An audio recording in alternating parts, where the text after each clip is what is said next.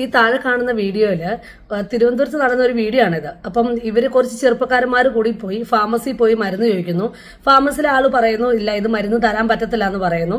അപ്പൊ അതുകൊണ്ട് ഉണ്ടാക്കിയ കോലാഹലങ്ങളാണിത്. ഏതാ ഡോറൊക്കെ അടിച്ച് തകർത്ത് വണ്ടിയൊക്കെ അടിച്ച് തകർത്ത് ഇവർക്ക് അതിനുള്ളിൽ കയറാൻ പറ്റിയായിരുന്നെങ്കിൽ അയാളുടെ ലൈഫും കൂടെ നഷ്ടമായേനെ.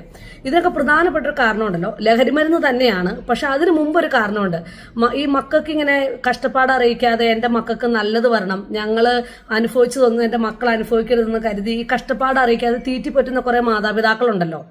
അതാണ് ഏറ്റവും പ്രധാനപ്പെട്ട കാരണം. അവർക്ക് ആഹാരം കൊടുക്കുക മാത്രം പോരാ, നമ്മൾ മക്കളെ നല്ല വഴിക്ക് നയിക്കാനും കൂടെ പഠിക്കണം, അവരുടെ കൂട്ടുകെട്ട് എന്താന്ന് കൂടെ മനസ്സിലാക്കാൻ പഠിക്കണം. പിന്നെ രണ്ടാമതൊരു കാരണം ലഹരിയാണ്. അത് കാരണം പിന്നെ ഈ സൊസൈറ്റിയിൽ ജീവിക്കാൻ വയ്യാത്ത അവസ്ഥ തന്നെയായി. അപ്പന് മകളെ ഏതാന്ന് തിരിച്ചറിയാൻ പറ്റത്തില്ല, സഹോദരന് സഹോദരി ഏതാന്ന് തിരിച്ചറിയാൻ പറ്റത്തില്ല, അമ്മയ്ക്ക് മോൻ ഏതാ മോൻ അമ്മ ഏതാ, ഇങ്ങനെയുള്ള കാര്യങ്ങളൊന്നും തിരിച്ചറിയാൻ പറ്റത്തില്ല. പിന്നെ ആണെങ്കിൽ എന്തെങ്കിലും ഒരു വഴക്കോ ഒരു സങ്കടമോ തോന്നിക്കഴിഞ്ഞു കഴിഞ്ഞാൽ, അല്ലെങ്കിൽ എന്തെങ്കിലും ഒരു കാര്യത്തിനോട് പേരൻസ് നോ പറയാൻ തുടങ്ങി കഴിഞ്ഞു കഴിഞ്ഞാൽ പിന്നെ അവർ ഈ ലോകത്ത് അങ്ങ് തീർത്ത് കളയുക. അതിൽ കൂടുതലുള്ള കാര്യങ്ങളൊന്നുമില്ല.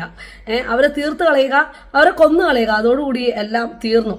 ഈ ലഹരിയുടെ ഒരു ഇതാണ്. അപ്പൊ അതിന് ഇതായിട്ട് അതിനൊരു മറുപടി എന്ന രീതിയിൽ, അല്ലെങ്കിൽ ഇതിനൊരു വലിയൊരു ആക്ഷൻ പ്ലാൻ എന്നുള്ള രീതിയിൽ ഇപ്പൊ പോലീസ് തന്നെ കുറച്ച് കർമ്മ പദ്ധതികളൊക്കെ കൊണ്ടുവന്നിട്ടുണ്ട്. അവര് നല്ലൊരു ലഹരി വേട്ട തന്നെ ചെയ്യുന്നുണ്ട്. അതിപ്പോ റീസെന്റ് ഇന്ന് വന്ന ന്യൂസാണ്. അതിലൂടെയെങ്കിലും കുറച്ചെങ്കിലും നമ്മുടെ സൊസൈറ്റി ഒന്ന് മാറും, അല്ലെങ്കിൽ കുറച്ചെങ്കിലും ഇതിന്റെ ഉപയോഗം കുറയുമെന്ന് നമുക്ക് പ്രതീക്ഷിക്കാം. അല്ലെങ്കിൽ ഇതാ ഇങ്ങനെയുള്ള സാമൂഹ്യ ദ്രോഹികൾ നമ്മുടെ സമൂഹത്തിൽ ഇതാ ഇങ്ങനെ വളർന്ന് ഇങ്ങനെ പന്തലിച്ചുകൊണ്ടിരിക്കും. ഇമാർക്ക് പിന്നെ സുഖമാട്ടോ, കാരണം ഇവിടെ ഈ പ്രശ്നങ്ങളൊക്കെ ഉണ്ടാക്കി കഴിഞ്ഞു കഴിഞ്ഞാൽ ഒരു ഭയം വേണ്ടേ? അല്ലെങ്കിൽ ഒരു നിയമത്തിന് ഇത്ര സ്ട്രോങ് ആയിട്ട് അവര് നമുക്ക് ഒരു നിയമം നമുക്കൊരു പ്രശ്നം ഉണ്ടാവുന്ന ഒരു ഭയമൊന്നുമില്ല. കാരണം ഇവിടെ എന്ത് പ്രശ്നങ്ങൾ ഉണ്ടാക്കിയാലും ഇവർക്ക് ജയിലിൽ ചെല്ലുമ്പോൾ അതിന് നല്ല ഫുഡ് കിട്ടും, നല്ല റെസ്റ്റ് കിട്ടും. അപ്പൊ ഇങ്ങനെ ജയിലിൽ പോയി തിരിച്ചു വരും, പിന്നെയും ജാമ്യത്തിൽ വരും, അല്ലെങ്കിൽ പിന്നെ ഇറങ്ങി വരും, പിന്നെ ഇവന്മാർ ഇത് തന്നെ ചെയ്യും. അതുകൊണ്ട് നമ്മൾ ഈ പ്രശ്നങ്ങൾക്ക് ഒരു തീരുമാനം ഒന്നും ഉണ്ടാകാൻ പോകുന്നില്ലെങ്കിലും അറ്റ്ലീസ്റ്റ് ഈ ഒരു ലഹരി വേട്ട ഇങ്ങനെ പോലീസുകാർ ചെയ്യുവാണെങ്കിൽ അതൊരു പ്രയോജനം സൊസൈറ്റിക്ക് ഏതെങ്കിലും ഒരു രീതിയിൽ ഉണ്ടാവും.